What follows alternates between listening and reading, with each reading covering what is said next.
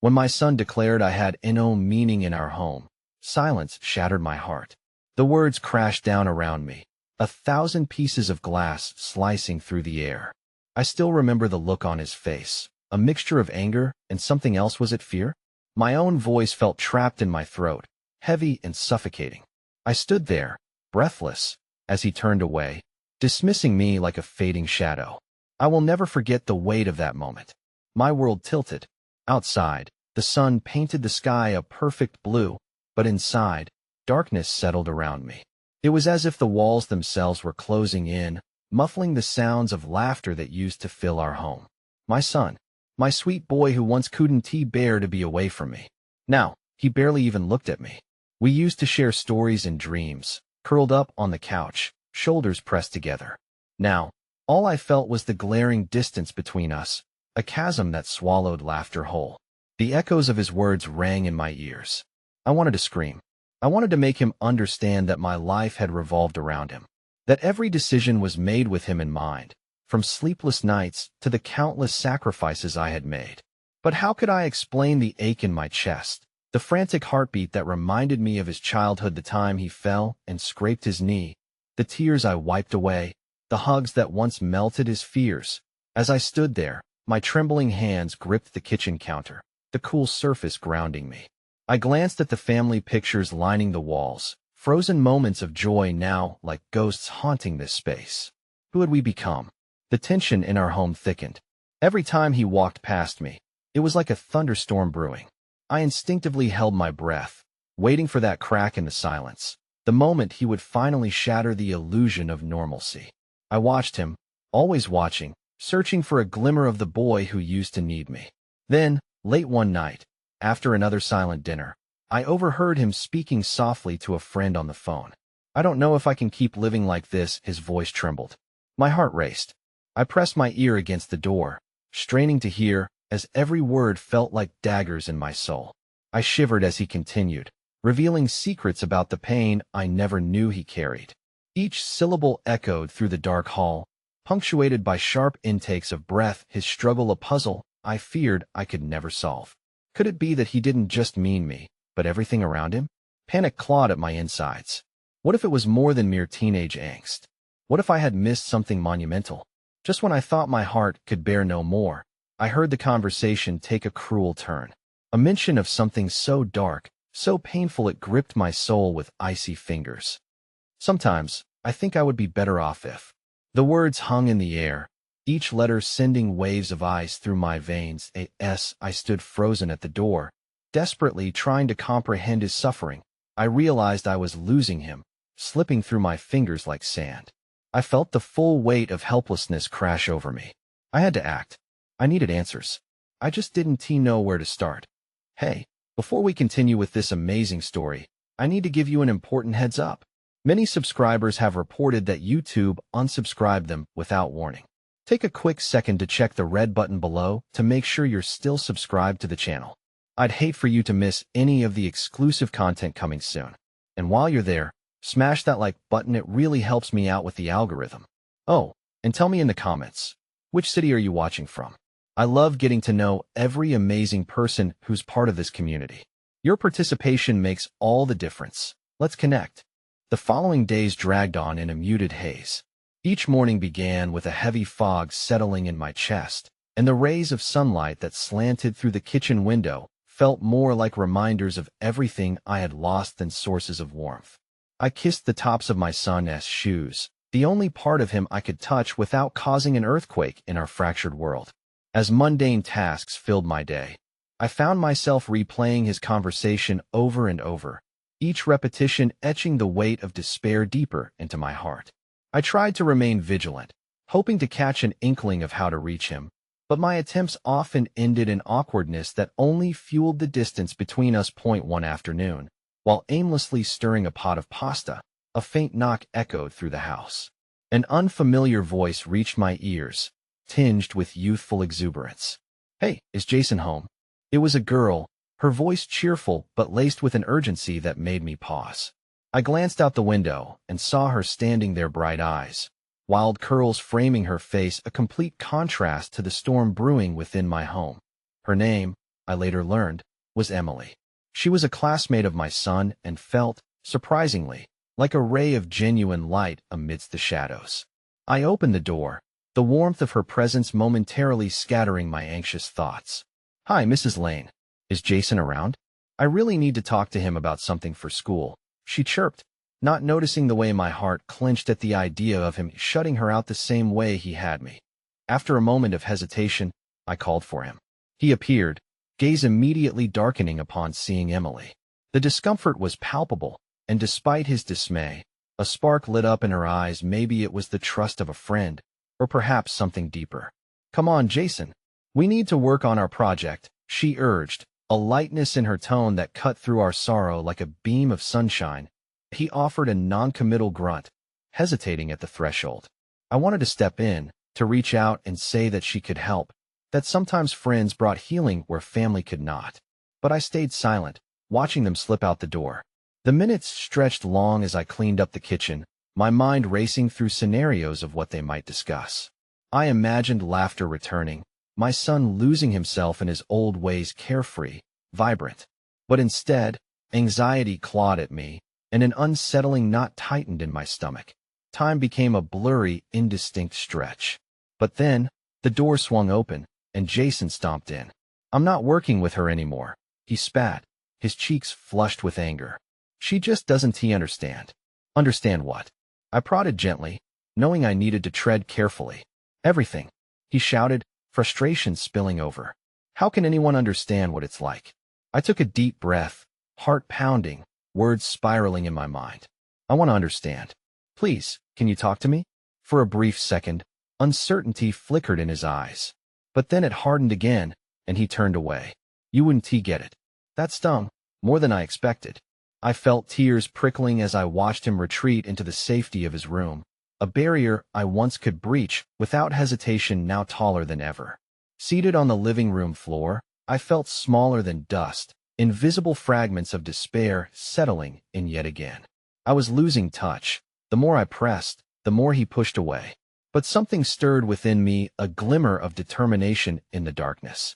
Days passed. The wound in our relationship seemed to fester. One evening, I caught sight of Jason staring blankly out the window, the weight of his thoughts visibly pressing down on him. Inspired by that small spark of hope from Emily, I decided to try something different. I pulled out the thick scrapbook that had collected dust on the coffee table, filled with pictures from every birthday, every laugh, and every milestone. I meticulously flipped through the pages, letting nostalgia wash over me before gathering the courage to approach him.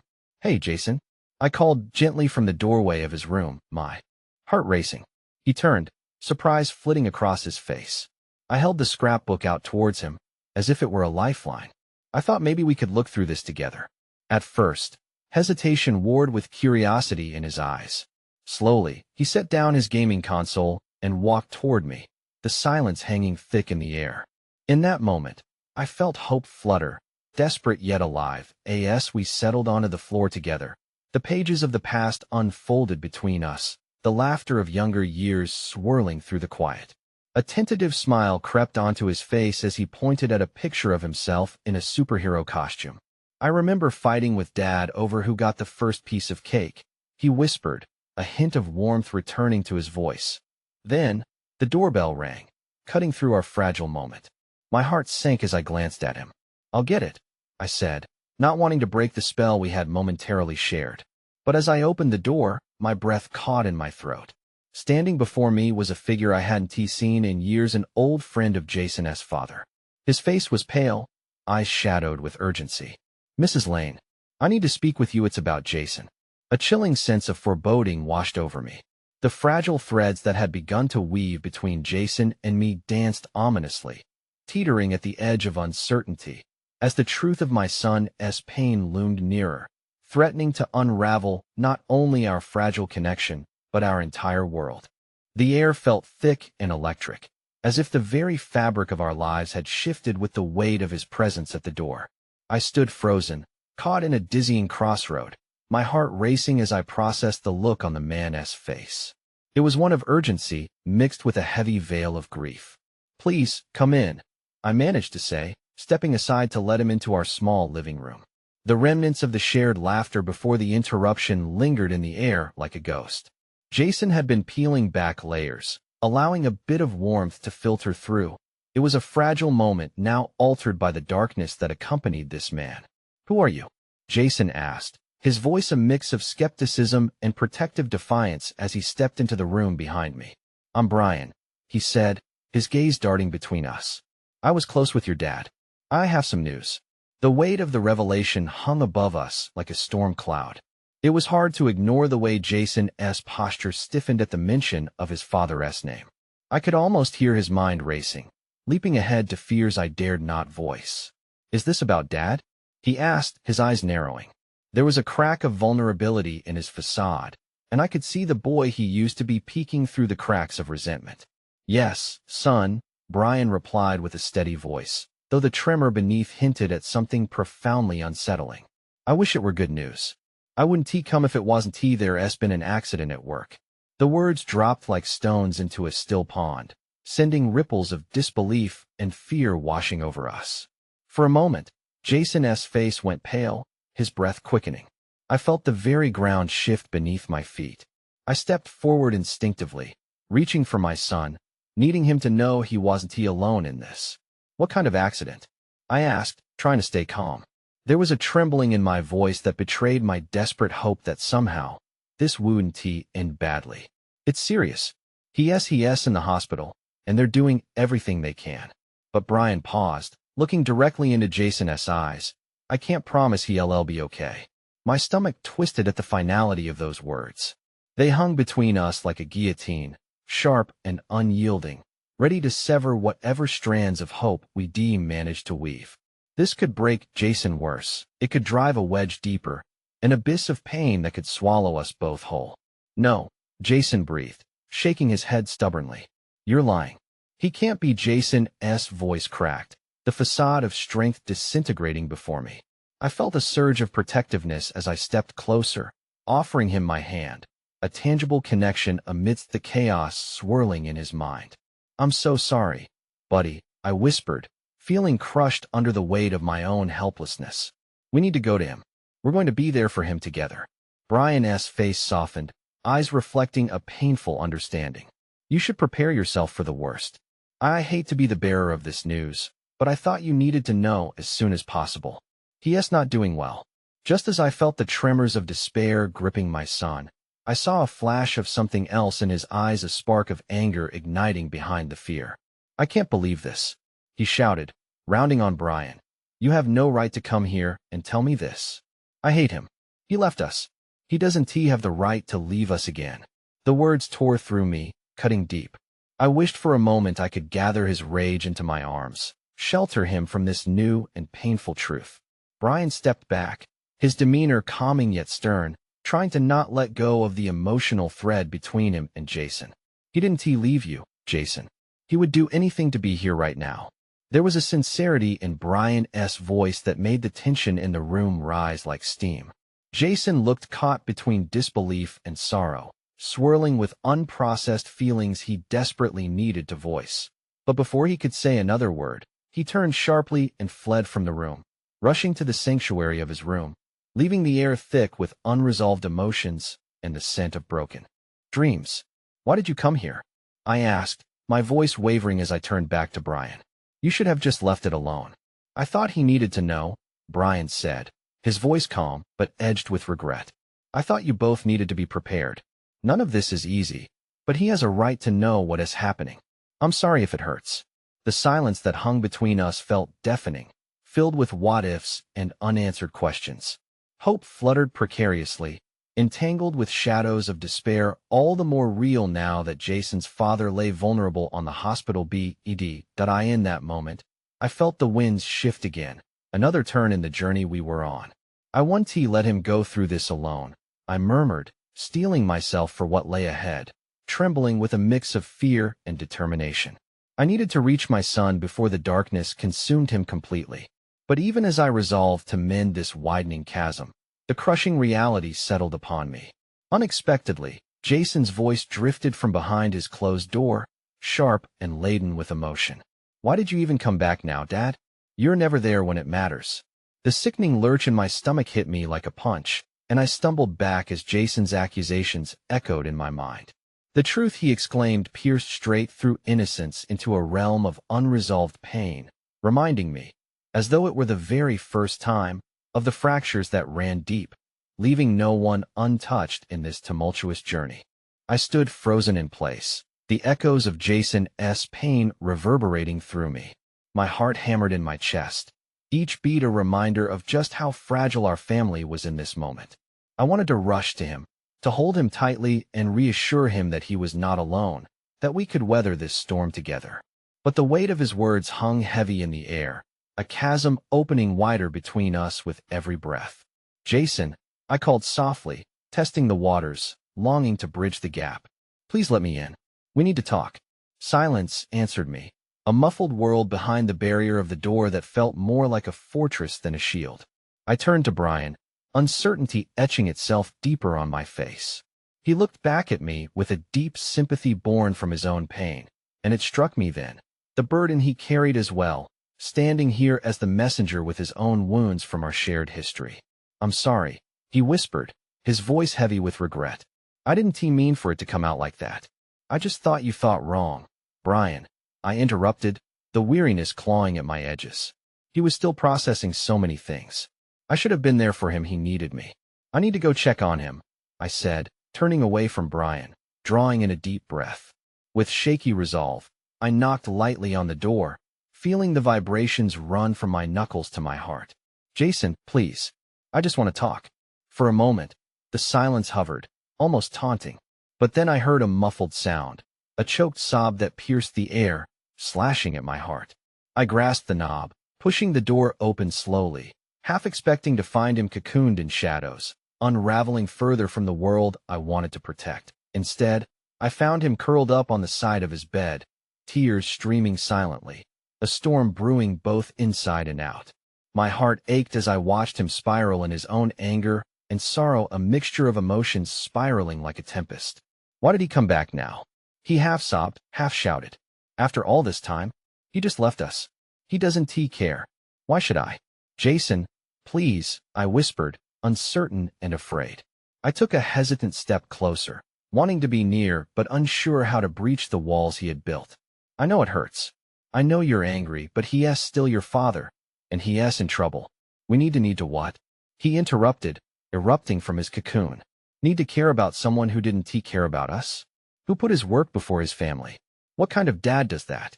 The pain leaked from him like a wound, raw and unhealed. I felt the sting of tears prickling my own eyes, but I held them back. Now wasn't the time for my vulnerability. I took another step forward, desperate to reach him.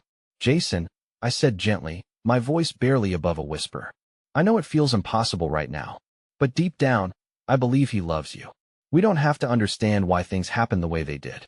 We just need to be there for him and for each other. Why should I care about him when all I see is his back turned on us?" The accusation hung in the air, pregnant with anguish. My heart twisted, squeezing tighter with every word he unleashed upon me, as if they were blades that cut deeper, not just toward his father, but toward me. In that moment, a flicker of resolve ignited within me. Because, Jason, love is messy. Love is imperfect, but it's what can bind us together, even in the moments we feel most alone. I know it's hard, but if we don't try, we risk losing everything, the good and the bad. His gaze faltered for a moment, and I saw the boy in him premiere from beneath the tumult, the boy who once laughed and trusted without question. I wished to cradle him in that world again, to take this monstrous pain and plant seeds of hope where despair threatened its roots.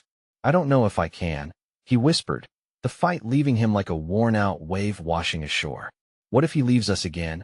Or worse, what if he doesn't pull through? Then we will figure that out together, Jason. I'll be right here, every step of the way. We can face whatever comes together." He inhaled shakily, the remnants of anger and confusion beginning to blend into something softer, something fragile. I felt like I was walking on a tightrope of emotions, wavering and afraid but ready to reach for him, to help him find his footing. But before I could approach further, his phone buzzed on the nightstand, slicing through the moment as he snatched it up in a frenzy. The color drained from his face as he stared at the screen like it bore the weight of the world. Jason? I called, dread curling in my stomach. What is it? His finger hovered over the screen. The chill in his eyes terrified me. It's a message from the hospital, he said, his breath hitching. They want to talk to us. Now, every piece of my heart dropped. The precarious balance we had spent moments building teetering on the brink. I reached out, placing my hand on his shoulder, as we both braced ourselves against the unknown unfolding before us. As I looked into his eyes, I silently prayed for strength, for us to accept whatever came next. But as the horrible realization settled upon us, the fear surged anew. It washed over everything, and I could hardly breathe. What will they tell us? And just as we seemed to come together, the floor crumbled beneath us once more, revealing the terrifying truth that sometimes hope can be as jagged and impossible to hold on to as grief itself. The world outside felt achingly normal as I sat beside Jason, our hands cool and clammy as we awaited the hospital's call. The chirp of birds sang a melody of life while our hearts drowned in an ocean of uncertainty, and I couldn't help but wonder how nature could be so indifferent to our chaos. Mom, what if he faltered, the tremor in his voice a reflection of the storm swirling in his chest. Whatever it is, I'm with you, I said, hoping my voice could provide him a small semblance of comfort. My hand rested over his on the armrest, squeezing gently, a tether to hold on to amidst the clattering of thoughts. Jason pulled away, unable to keep the turmoil concealed. You don't understand. What if they say? What if? His breath quickened, tearing at his resolve. Hey, I murmured, leaning in closer, our shoulders brushing. Let us take a moment. We don't know what they will say. Let us just focus on being here now. But as the seconds turned into minutes, the silence grew heavier, each tick of the clock a reminder of mortality, of choices left unmade. My heart echoed his frantic energy, despair creeping in like unwelcome shadows made flesh. In the quiet of that room, time seemed to stretch, and I saw Michael, a once vibrant man whose laughter could fill a room, suddenly reduced to a ghost haunting our lives, a fragmented memory that now worked its way back into our reality. The image of him left us like breadcrumbs scattered through a forest, each one leading Jason further away from the warmth of familial love that used to bind us all.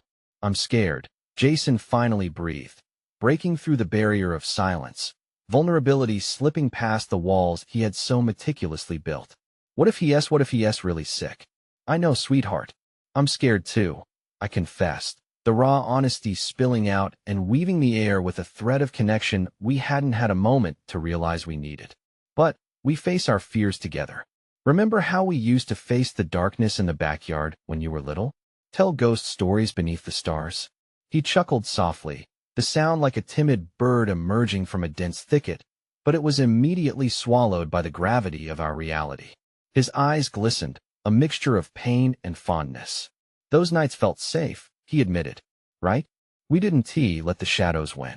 We had each other, I said, searching for any flicker of light amid the darkness that clouded him. And we still do. No matter what happens, we'll be okay. Just then, the phone buzzed once more, a sharp jab against our hushed world. I reached for it, as if it were the gavel deciding our fate. The hospital's number flashed on the screen, and I could feel Jason's energy shift like a wind stirring the leaves, both eager and horrified. Are you ready? I asked softly, feeling my own breath catch in my throat. He nodded slowly, the determination in his eyes a flicker of fire struggling to ignite beneath the ashes of turmoil. I pressed the green icon, a seemingly mundane action that felt monumental. Hello? I greeted, doing my best to keep my voice steady. Then the nurse on the other end spoke clearly, yet her heavy tone made my blood run cold. I'm calling regarding Mr. Morgan, your husband.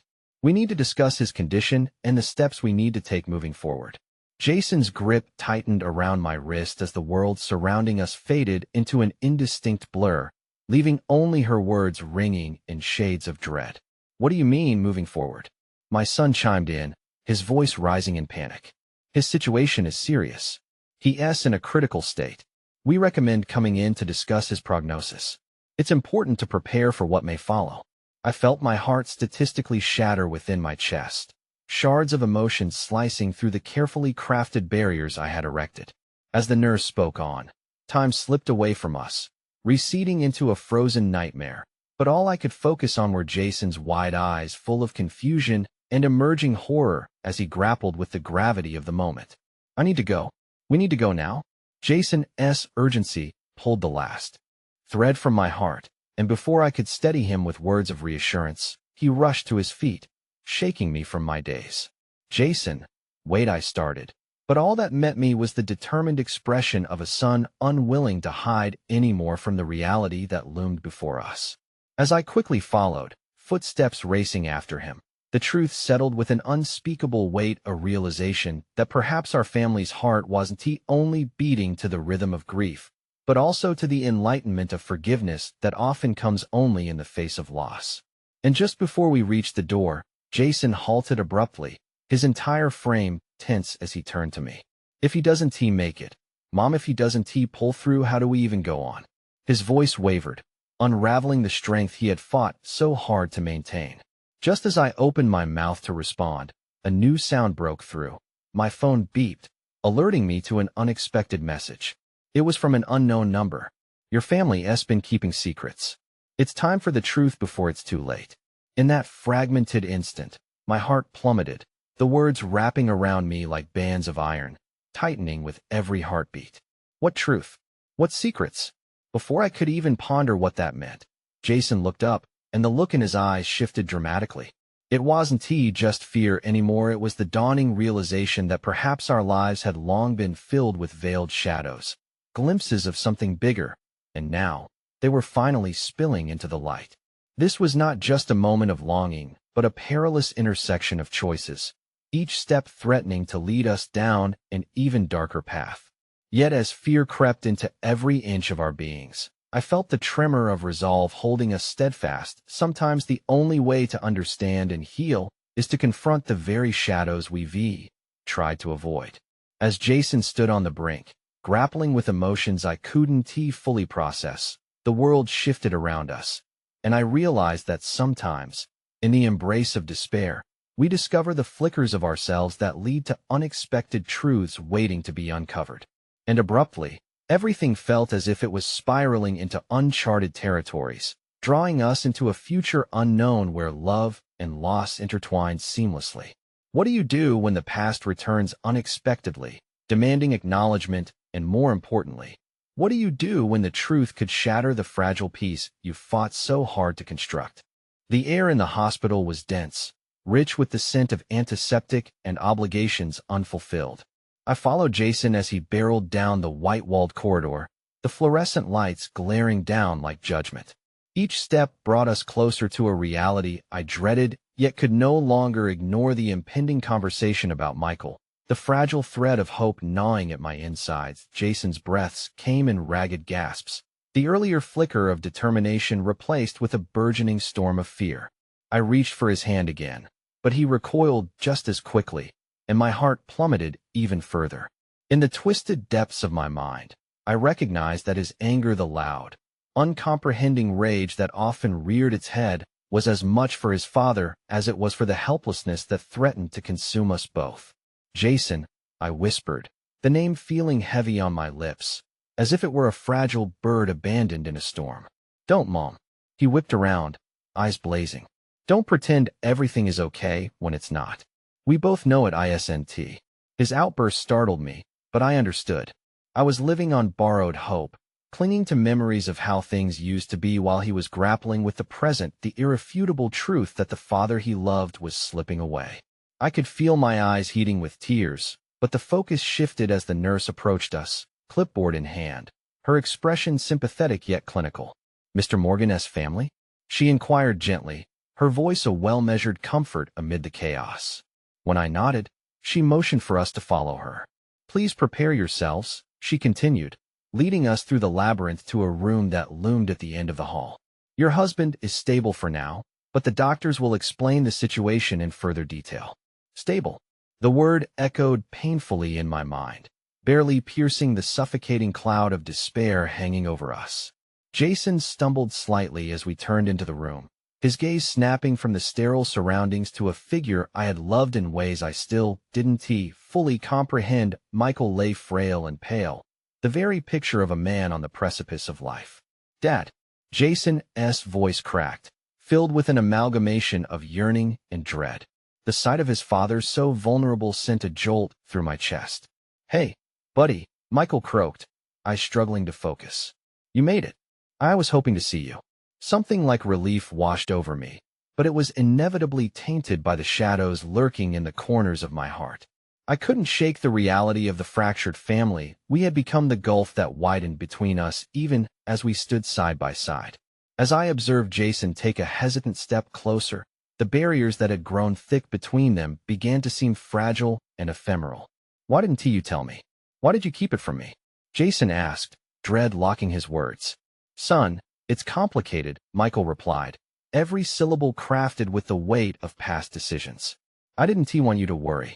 I thought his voice faded, leaving an uncomfortable silence in its wake. "You thought what?"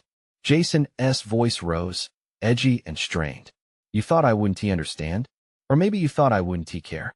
"Never that," Michael insisted, his eyes glistening with a mix of fear and regret as he reached out. But Jason shrank back. "No, it's always that," Jason spat, anger spilling forth like a stream unleashed from its dam. "You live your life, and then when it gets tough, you don't tell me. You shield me from everything, thinking you're protecting me. But really, you're just pushing me away."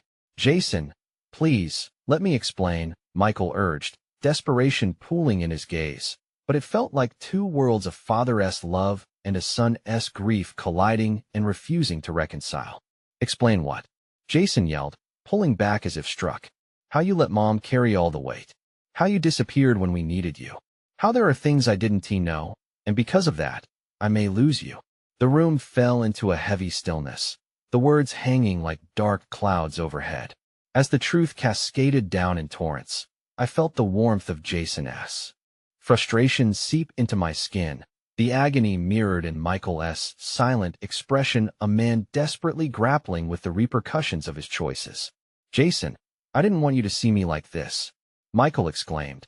But the truth was, seeing him like this was the very reality Jason had feared, one that could no longer be hidden behind misplaced strength or indecision. "Then let me see it," Jason shouted, the rawness spilling forth. "Let me help you fight, Dad. Let me in on the fight instead of cowering away."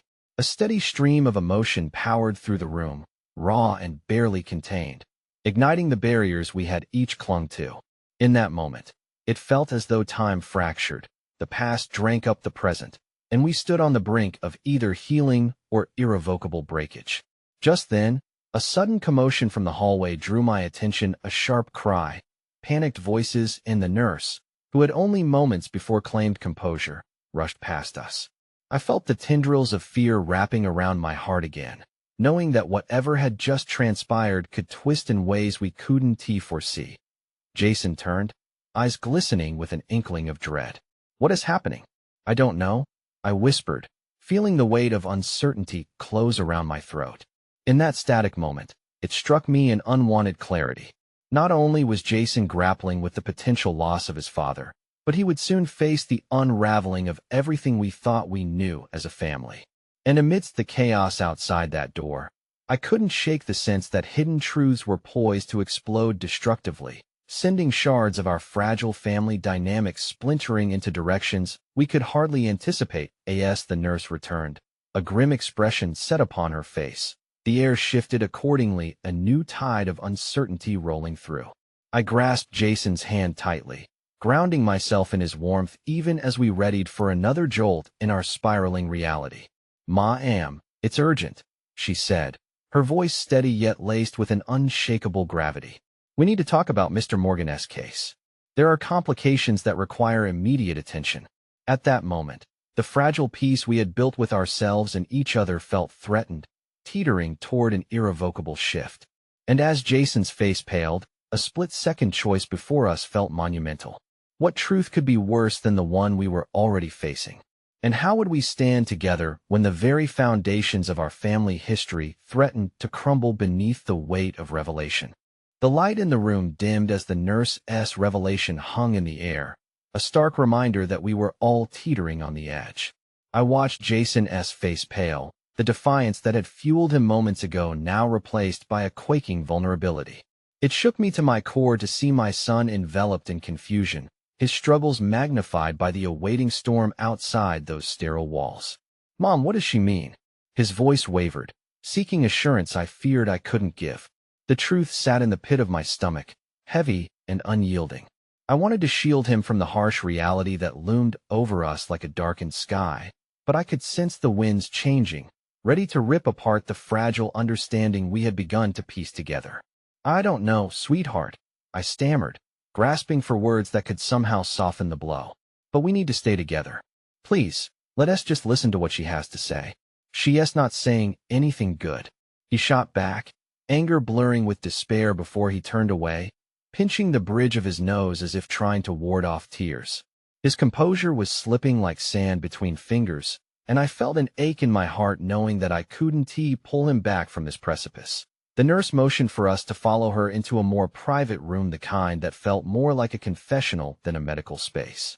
The weight of dread pressed on my chest as we stepped inside, the air thick with unsaid words.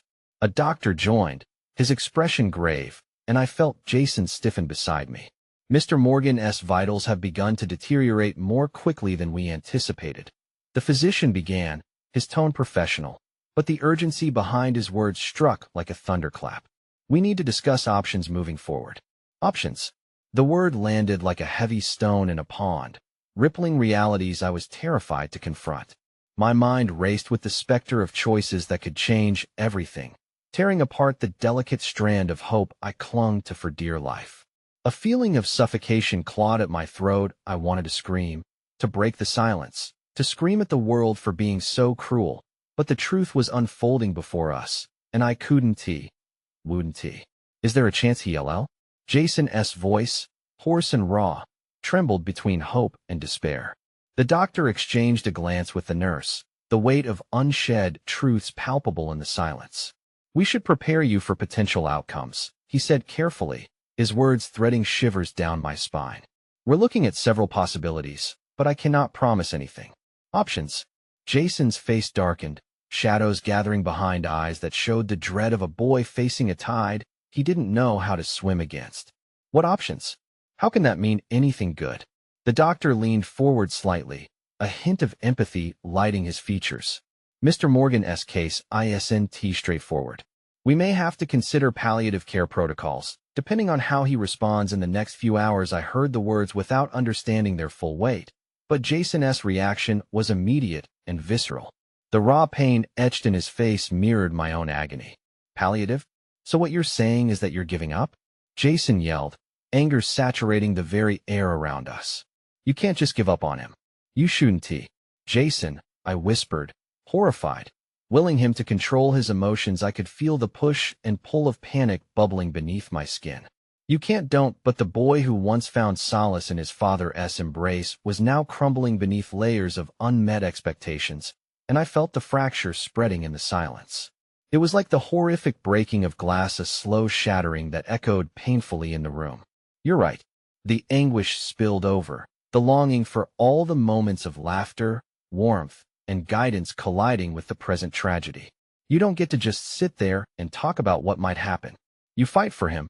You bring back what's left of him."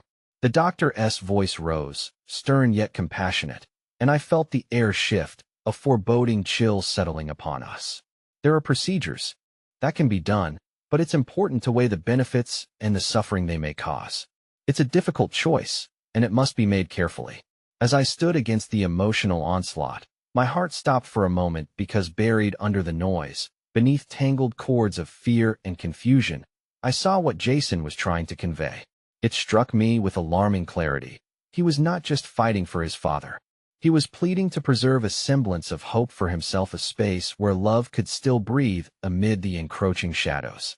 "FCK hope," he shouted as tears streamed down his cheeks. "Hope didn't stop you from being a coward, Dad. Hope didn't save the man lying in that bed." In his words, sharp as glass, I felt the reality of all we had lost, a familial foundation cracked open by pain and silence that had festered too long. My heart ached for both father and son, for the bridge of understanding crumbling between them, even as the love remained stubbornly etched in the depths of their souls. Just then, As if the universe conspired to let loose one final blow, there was a sudden ruckus outside the room, voices sharp and insistent. "Yes, in there!" A woman cried, frantic. "Please, we need to get in there." "Get away!" shouted someone else, their urgency crashing against the chaos inside the room. And there it was, the knowledge that the truth we were struggling against was only one layer of what awaited us. Before I could fully comprehend, the door flung open, and a figure burst into the room.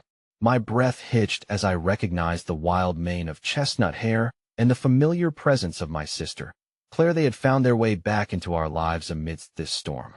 "Michael!" she cried, as if her voice alone could bridge the distance of pain standing between us. All eyes snapped to her, shock rippling through the gathered bodies like an electric current, and in that moment, I understood. Barriers crumbled, futures blurred, and hidden truths threatened to rise up, rupturing the already fraying bonds of our family. I felt Jason squeeze my hand tightly, bracing himself against the unknowns gathering like marshaled storm clouds. One revelation would not merely shift our family landscape. It would reshape the very essence of who we were, who we could be. And as Claire's eyes met mine, the questions hung heavy in the air, a new mystery layered alongside all the questions Jason was already asking. I felt a cold dread wash over me as I considered what else might lay behind my sister's emotional storm. What truth had she brought back to us? And could we withstand yet another revelation, teetering on the brink of collapse? The panic in Claire's eyes seemed to cascade through the room, igniting an urgency that swept over me. I felt time stretch and warp, the clang of my heart drowning out the noise surrounding us. Jason's hand tightened around mine, as if in that grip lay some collective promise to weather whatever tempest lay ahead. "Michael!" I came as soon as I heard. Claire's voice trembled with desperation, but I felt an undercurrent of something else, a tension woven into her words that set my instincts on edge. She rushed past the doctor, stumbling slightly as her eyes zeroed in on Jason, searching for answers he didn't have. "Claire, you shouldn't be here," I whispered, feeling the boundaries of our family fraying at the seams. The weight of our unspoken conflicts hung heavy between us, and with a single revelation, everything could splinter further. "Don't tell me what I should or shouldn't do. This is about Dad." Her words erupted, unfamiliar layers of anger that I had never expected to unearth in this moment swirled in the air around us. "I can't believe you're just standing here while he's," her voice cracked, exposure revealing more than just the family fracture. It illuminated the raw, untested grief she had been grappling with far from the sterile confines of this hospital. I began, struggling to find the right words, but the complicated web of past grievances threatened to snare me. "Dad needs us, all of us," she shouted, the defiance in her eyes belying the tremors of fear uncomfortably nestled beneath. I caught the moment Jason's face loosened from his anguished contortion into something softer, curiosity mixed with an unnameable bond that years of separation could not wrestle apart. "Claire," Jason said softly, his voice steadier than I had ever heard it. "You were the one who left. You didn't even say goodbye." "I had my reasons," she defended, emotions flaring like a storm against the horizon. "He was getting worse, holding on to memories that ripped us apart. I thought it would be easier for everyone if she broke off," her breath hitching. "I didn't know it would come to this." Her face reflected a vulnerability I hadn't seen in ages. The little girl who had always sought validation amidst our chaotic family now seemed fragmented and raw.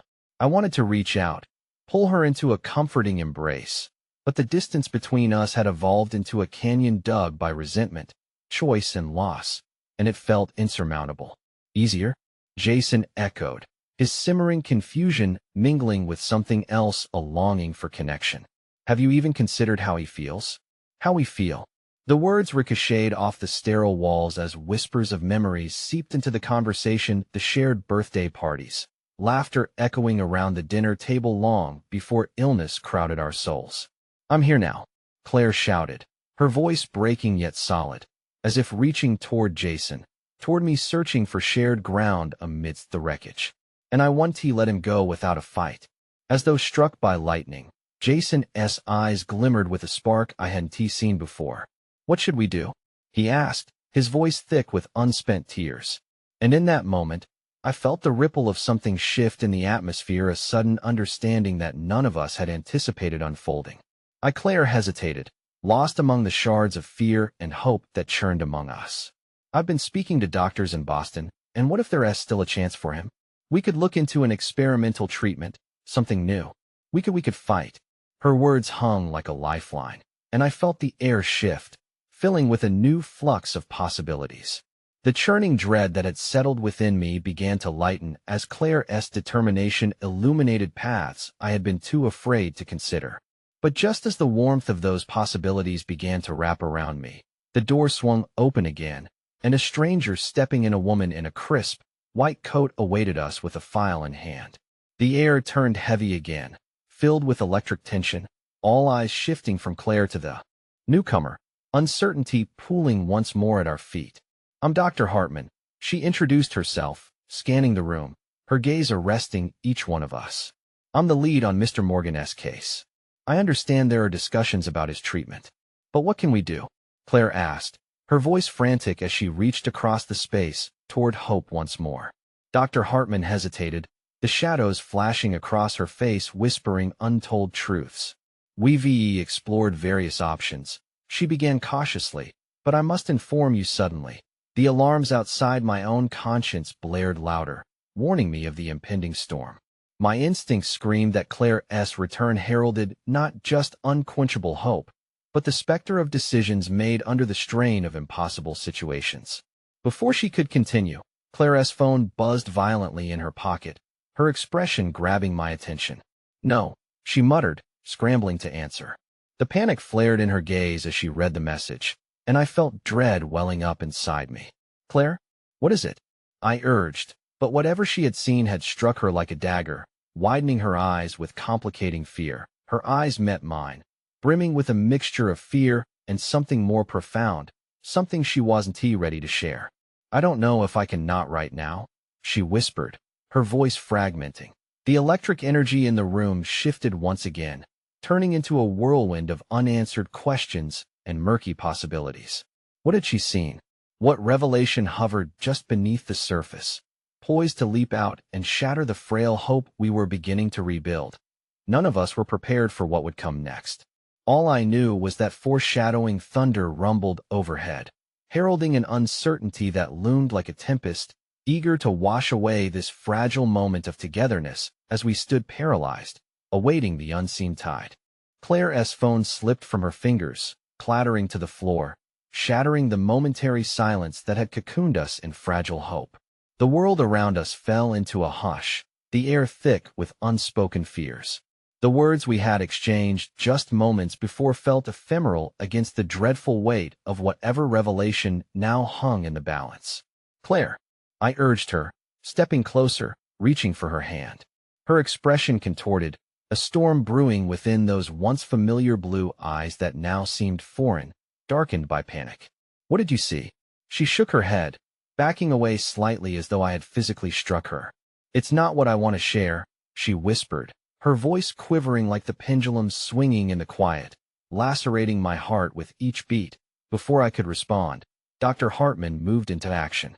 "If there's something concerning, it's best to discuss it openly," she spoke, her tone brisk yet laced with an urgency I had never before thought to be combined.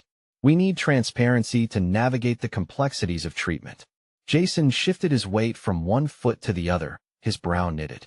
"Claire, please," he implored. "We can't go forward without knowing everything." I watched my sister take a deep breath, steeling herself against whatever awaited her. "There's something you need to hear this," she said, her voice barely more than a whisper. "I just got a message from Mom." At the mention of our mother, a strange mix of emotions rippled through the room. We had spent years distanced from her, the weight of resentment and blame forming walls of silence between us like aged bricks of stone. The memories of her unexpected departures loomed like distant ghosts, yet she was still our mother. "What about her?" I asked cautiously, unsure if I was ready for a reunion with specters from the past, for the secrets Mom held close had always acted as a barrier to understanding. "Right now she's in a hospital, too," Claire said, her voice cracking as she continued. "She fell. It's bad." A suffocating silence descended, filling the void where hope had stood only a heartbeat ago. I felt the world tilt at an unimaginable angle, a whirlpool of confusion and grief spiraling with every shared memory of our mother, the tenderness, the laughter etched alongside her disappointments and abrupt vanishings. She's asking for us, Claire pressed on. She wants to see you both. But why now? Jason asked, the anger bubbling just beneath the surface.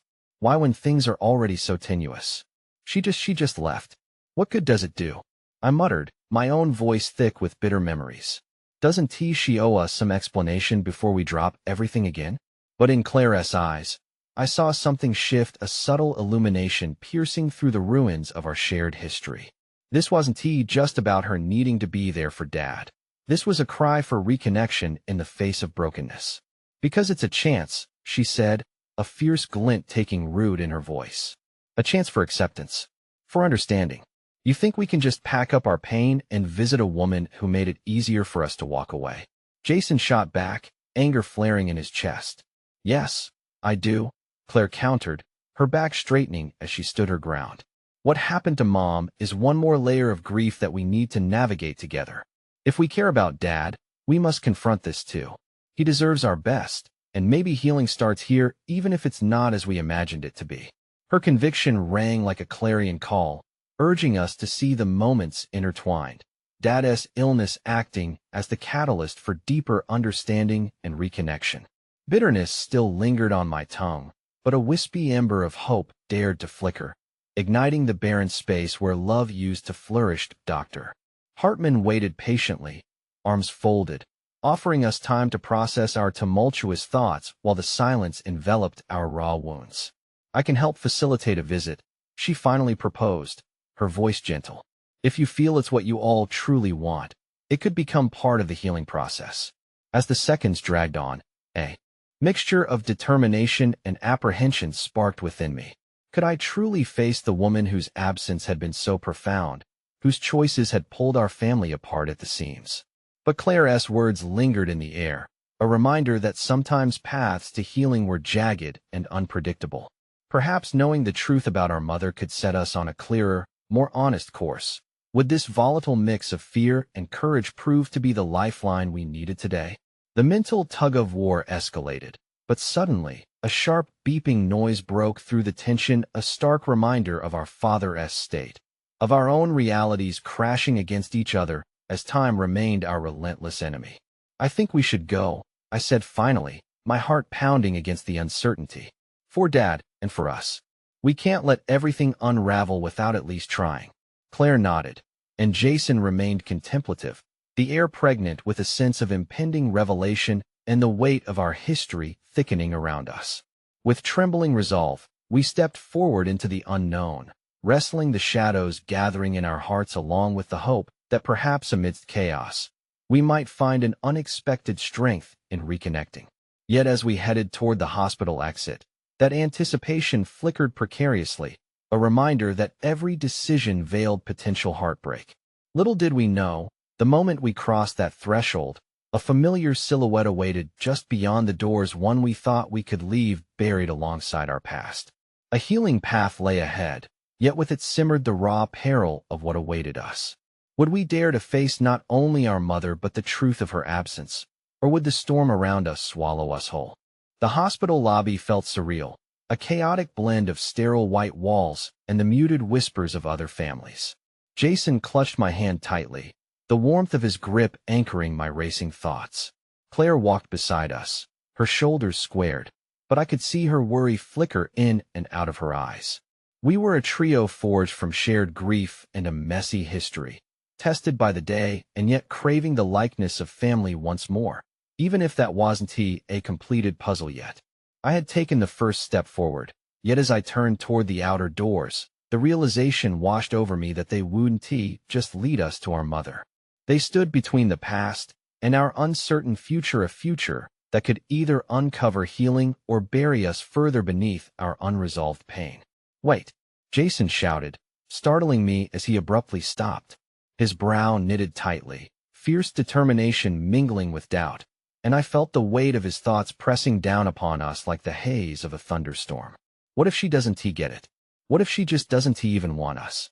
Those words pierced through me, echoing the fears that had clawed at my inside since we emerged from the turmoil of Dad's illness. A silence settled around us, each breath heavy with unspoken worries. I could feel my heart beat erratically, pounding a rhythm of anxiety, and it struck me that I needed to anchor us amidst this uncertainty. Jason, look, I know she made mistakes that hurt us deeply, I interjected gently, kneeling so I could meet his gaze directly. But that doesn't mean she never cared. She left for reasons that we might not fully understand, but we have a chance to at least hear her out. Claire's fingers brushed my back, grounding me. I sensed her wanting to say something, but holding back, the tension in the air palpable.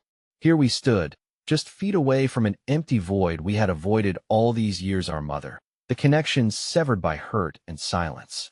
What if she didn't even bother to fight for us?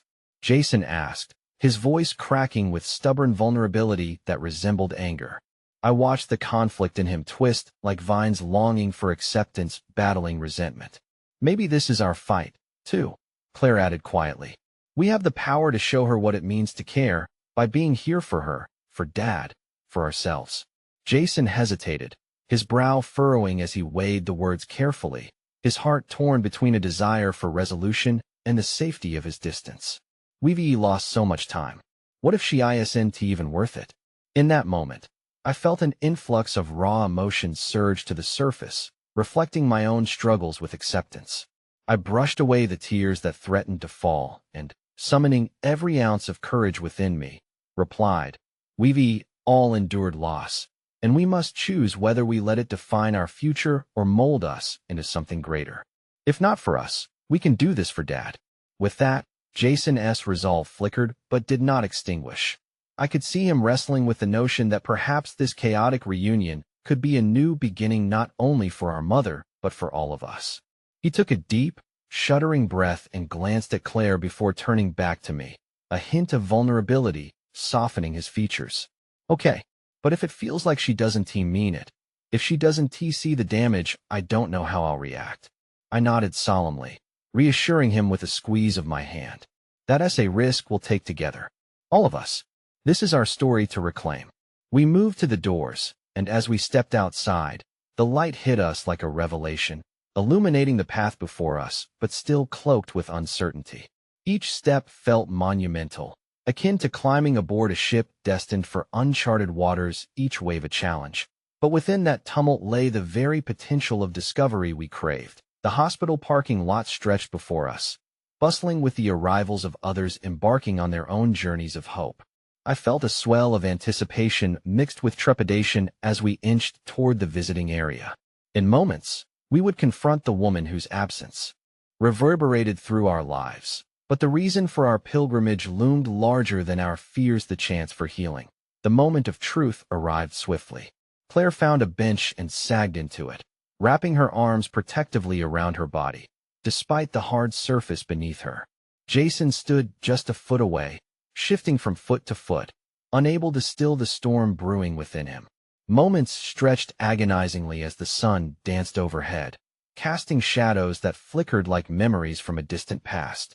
The air felt electric in anticipation, the uncertainty of familial bonds becoming unraveled. Would we mend or break apart? Ready? I asked, taking a deep breath to steady myself. Jason ran his fingers through his hair, casting a furtive glance back at Claire, who stared off into the distance, swallowing back her own apprehension. We shared a collective nod, a fragile agreement of purpose. Guided by the gravity of our current situation, we stepped through the doors leading to a small waiting area, where every heartbeat echoed like a drum roll announcing our arrival. And then I saw her. Mom.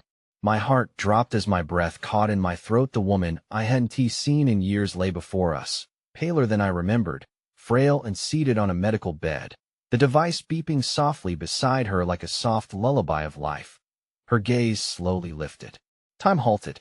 Recognition flickered in her eyes, mixed with fear, regret, and something that resembled hope. Mom. Jason's voice broke through, sounding both desperate and resolute. Her face twisted in surprise, conflicting emotions battling within her. Jason, she began, but the words faltered. Heavy silence descended, as if every unsaid moment echoed between us across insurmountable distances, confronting the raw edges of our story littered with heartbreak. There was profound vulnerability in that moment, revealing how the past had fashioned scars that each of us carried in silent acceptance. I didn't tease, she stammered, struggling for words, eyes darting from Jason to Claire to me. I felt the heavy load of all that built up within our trio combining in tension, waiting for a release. I didn't think you would come. I thought you had given up on me. On us. Her whispered admission cracked the dam, spilling the years of absence and silence like spilled ink across the ground. Neither did you, not really, Jason challenged, his voice thick with restrained heartbreak. You chose to walk away when we needed you most. Every word pierced straight through the fragile barriers separating us, the echoes reverberating around that small room. My throat tightened at the anger that resonated in my son's voice.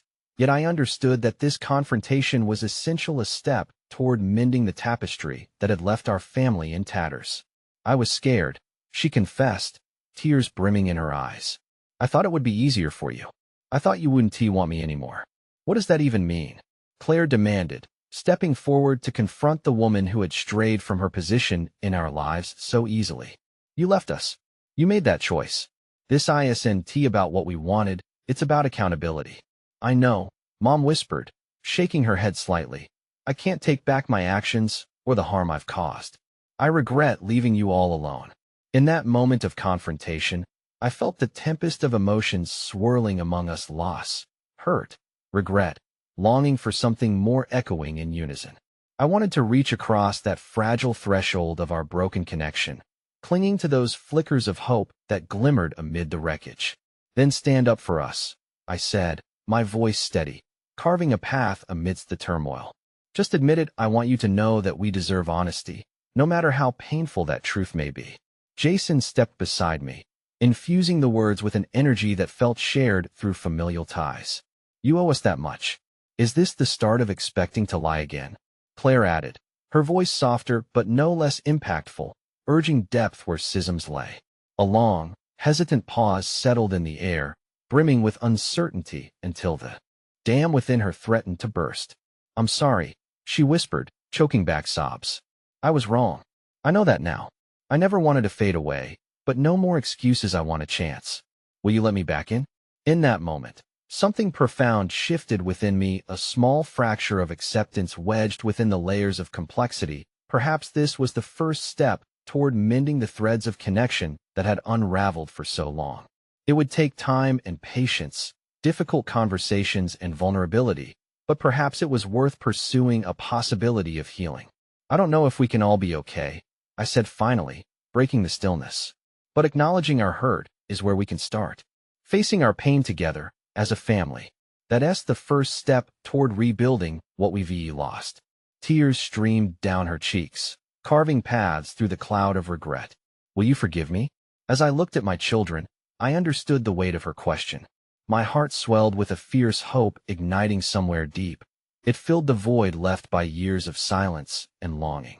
None of that is easy, I murmured, choosing my words with care, but it is possible. We can try together. The air shifted again. As hope blossomed amid the shadows, I wasn't sure how these threads of reconnection could weave us back into something whole, something vibrant. But amidst the uncertainties, I was willing to embrace the journey, to reclaim our fragmented past, and rediscover the beauty residing in our broken pieces. Unexpectedly, an alarm suddenly rang through the room, jolting us from our emotional moment. Medics rushed into the space, their faces determined and focused, a whirlwind of urgency spiraling to tackle the chaos erupting anew. Ma'am, we need to check Mrs. Morgan. Now, a voice commanded, stealing Mom's attention as they glided her back amidst the flurry of activity. Our family felt suspended, caught in the storm's grasp, yet I found hope in knowing that even amid the array of uncertainty, connections were being remade, threads binding us tighter as we navigated our way forward together. Stay here, Jason instructed as he held my hand tightly, his gaze remaining focused, anchored by our shared resolve. Claire reached for Mom's hand, squeezing it gently, solidifying our support. The rhythm of our hearts synchronized as they lifted the bed toward emergency protocols no longer defined by our fractures. We would embark on our journey towards understanding, acceptance, and, ultimately, forgiveness. And as the door swung open, our family moving as one, harmonizing with echoes of heartache and laughter left in the margins, laughter floated through the sterile walls, breaking the tension, reminding us that even in moments of immense grief, life could still shimmer through with glimmers of promise. Together, we would create new beginnings, forged from every moment we almost let slip away, paving our path toward wholeness. With the firm grip of my children on either side of me and the possibility of renewal lingering in the air, I whispered the only truth that mattered in that fragile moment as we stood on the precipice of tomorrow. We will be okay.